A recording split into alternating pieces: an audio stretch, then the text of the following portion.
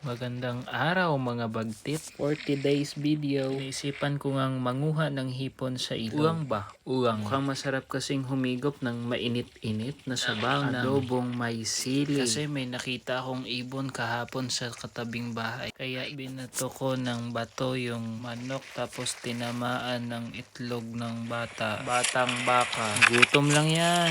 Unang sala nga guys ay konti lang ang nakuha natin yan eh. Hindi naman kasi masyadong baha kaya medyo walang laman. Bale, dalawa lang pala kami ng pinsan kong si Ramjel. Bale, dalawa rin kaming hindi nakapagpaalam kasi biglaan lang. Kaya kailangan din naming umuwi nga ni kasi baka mapalo kami ba. Ramjel nga ra. Pinanaw ginang ubra.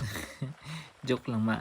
Kaya sabi ko kay Ramjel, maghintay na lang siya dito sa dulo. Doon ka ako magsisimula sa taas. Buti na lang at pinalad tayo at sa pangalawang salang ay paldo agad. Kaya pwede nang umuwi. Masarap tong ipansahog sa miswa. Lalo pag nami-miss ka. At sa mga oras nga ito ay nilalamig na nga kaming dalawa. Kasi nga ni, may bagyo nga ni. Ang lakas ng hangin dito. Kaya mag-iingat po kayo. Lalo na po sa mga nagbabanta na mangutang sa inyo.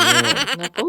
Yung pautang yung mahirap singilin. Sakit lang ulo mo. Eka nga, prevention is better than cure. Kaya para hindi sumakit ang ulo mo, tanggalin mo.